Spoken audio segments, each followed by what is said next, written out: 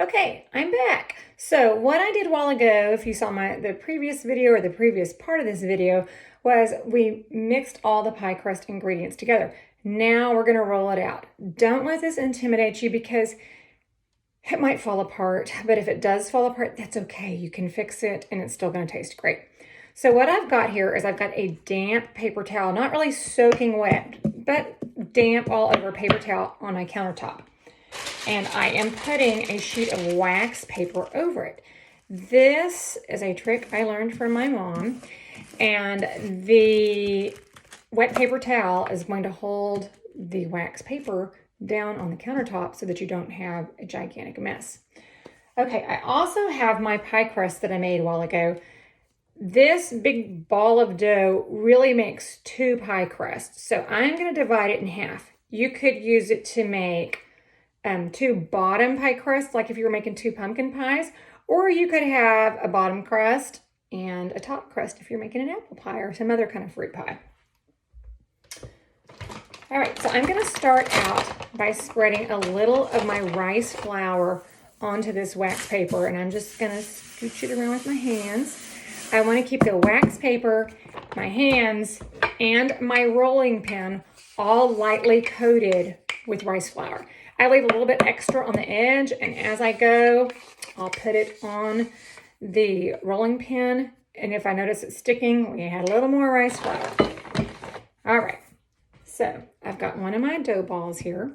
I'm going to put it down on the rice flour, pat it around, flip it over a couple of times. If I notice it's sticking at all, I do not have enough flour down there. All right, here we go.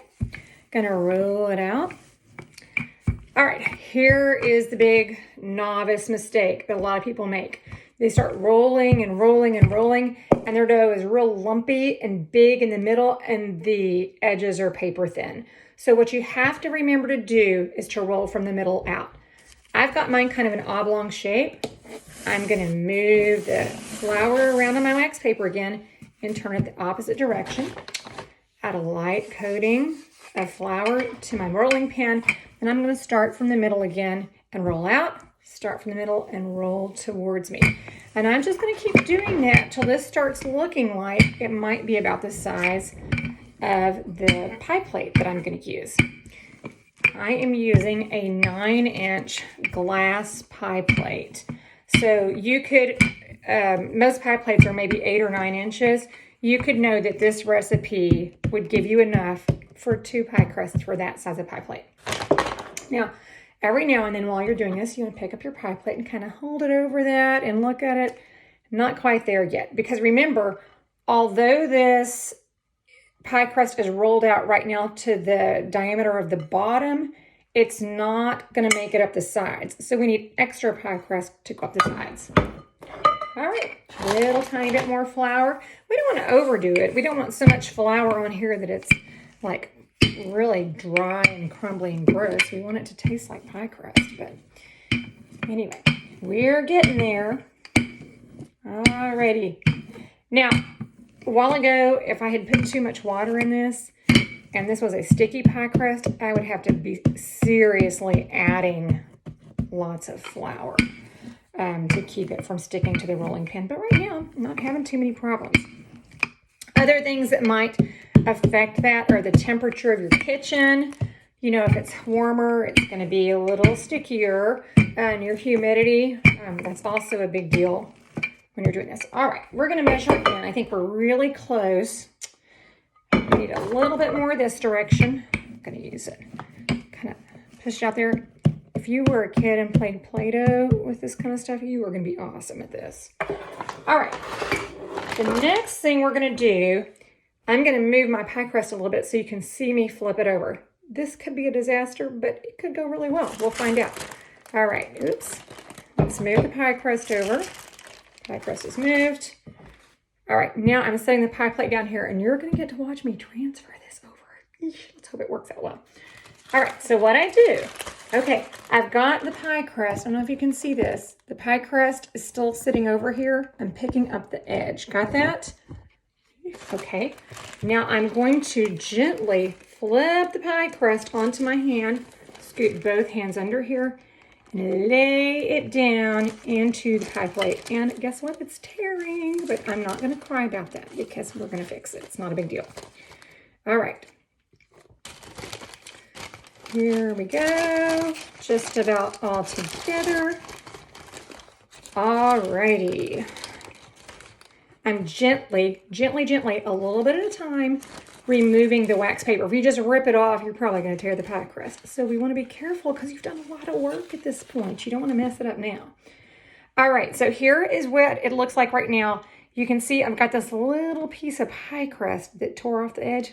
No problem. I am just going to stick it right back on there and mash it with my fingers. Now, here's the trick to having your pie crust look great. And it makes people think that you're really an excellent cook. You want to do what's called fluting around the edges. Some people just use a little fork and go around the edge. We're not going to use a fork. We're going to make it look like we really know what's going on. If you were doing a fruit pie, you would go ahead and put your fruit filling in and then do the same thing with the top crust and then crimp them together. I'm going to show you how to crimp just this one. All right, so as I go around, I'm going to go around twice. And the first time, I'm kind of folding the pie crust to where it's all about the same height. It is going to be thicker in some areas than others, but not a big deal. Okay, so like this is a really thick area. I'm sticking it over here where it was thin. No problem. All right, here we go. Going around, going around. Okay, just keep turning and folding the pie crust to where it's, all about the same height. It's sticking up a little bit, right? That does not look pretty, but we are going to make it look pretty. So what you're going to do is you're going to pinch it and push it. So I'm pinching and pushing. This doesn't have to be perfect, but it's going to look good. Okay, it doesn't have to be perfect to look good. Maybe that's what I should say. So I'm pinching and kind of pushing it. Now, you might all have your own signature way of making a pie crust. I don't know. You can do it your own way, but this is what works for me, and I get a lot of compliments, and there you go.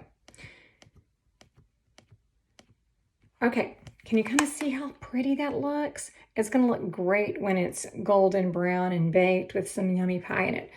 All right, that's it for how you make a pie crust. And happy cooking, y'all, and Merry Christmas and all that kind of stuff. Get out there and bake some pies. Really, you know what I think you ought to do?